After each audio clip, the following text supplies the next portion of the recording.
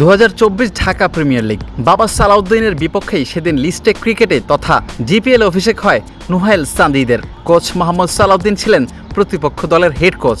ছেলে চান্দিদকে অভিষেক ক্যাপটা পরিয়ে দেন নিজেই। একজন চায়নাম্যান বোলার হিসেবে চান্দিদের যাত্রা শুরু। বাংলাদেশ হাই পারফরম্যান্স ইউনিট কিংবা এইচপির 28 সদস্যের দলে জায়গা পেয়েছেন চান্দিদ। অনেকেই প্রশ্ন তুলেছেন, সালাউদ্দিনের ছেলে বলেই কি এইচপিতে চান্দিদ, নাকি ভিন্নধর্মী অ্যাকশনের কারণে নজরে এসেছেন এই বোলার? আসলে আমি এভাবে দেখি না কখনো। এটা আসলে দেখা উচিত একটা প্লেয়ার হিসেবে। এই প্রশ্নটা যখন আপনি করবেন ওই ছেলেটার উপর একটা ক্রিয়েট হবে যে আমাকে আমার বাবার জন্য, আসলে তা না। আসলে আমি মনে করি যে চান্দিদকে আমি দেখেছি কম, ও ডোমেস্টিক ক্রিকেটেও খেলেছে কম। সত্যি কথা, ঢাকা প্রিমিয়ার লিগে এই মনে হয় একটা ম্যাচ, এবার লাস্ট ম্যাচটা খেলেছে। তো চান্দিদের আমার মনে হয় যে সিলেক্টররা অনেক কাছ থেকে দেখেছেন, কোচরা অন্যান্য কোচরা কাছ থেকে দেখেছেন। আমার মনে হয় সে অনেক ট্যালেন্ট, এবং তার আপনি যদি বোলিং অ্যাকশন দেখেন, ডিফারেন্ট বোলিং অ্যাকশন, লোকে বলে চায়নাম্যান বলা হয়। তো ওই জায়গাটায় ক্রিকেট বোর্ড হয়তো বা সিলেক্টররা চিন্তা করছেন যে সে যদি এইচপি ক্যাম্পে সে ভালো কিছু করতে পারে, হয়তো বাংলাদেশ টিমের জন্য একটা ভালো অ্যাসেট হতে পারে। মৃত্যুঞ্জয়ের কথা যদি বলি, আসলে একটা ওয়ানডে খেলেছেন জাতীয় দলের জার্সিতে, তারপর গত বিপিএল থেকে ফর্মে ফেরার একটা আভাস, তার গতি ফিরেছে, ডিপিএলও ভালো করেছেন। তো এইচপি কিংবা ন্যাশনাল টিমের আশেপাশে কোথাও আসলে তাকে দেখা যাচ্ছে না, মানে এটার কারণটা কি মনে হয় আপনার কাছে? No idea. আসলে আপনারা একটু যদি সিলেক্টরকে জিজ্ঞাসা করেন বলতে পারবো। এটা আমার আসলে কোনো আইডিয়াই নেই, কারণ আমি অ্যাজ এ ব্যাটিং কোচ আমাকে প্লেয়ার ব্যাটসম্যান যে প্লেয়ার দিবেন তাদেরকে আমার আসলে ব্যাটিংটা ব্যাট টেকনিক নিয়ে ট্যাকটিক্যালি কাজ করা, এটা আসলে সিলেক্টরদের বিষয়, সিলেক্টররা জানেন। বাট মৃত্যুঞ্জয়কে নিয়ে তারা অবশ্যই চিন্তাভাবনা করছেন, চিন্তাভাবনা আছে, অবশ্যই সামনে কিছু একটা করবে।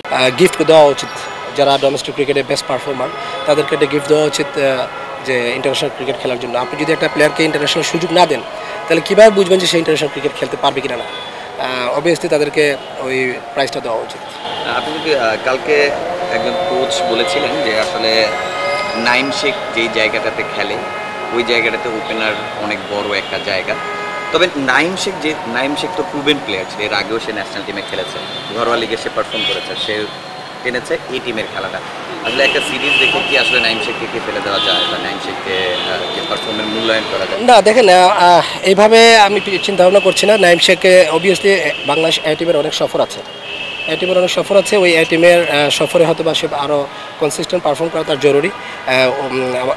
সিলেক্টরদের আমি মনে করি সিলেক্টরদের অবজারভেশনে নাইম শেখ বা যারা আছেন এ টিমে, যেমন অমিত হাসান আছে, অবশ্যই আছেন আমি মনে করি, এবং সামনে এ টিমের অনেক সফর আছে।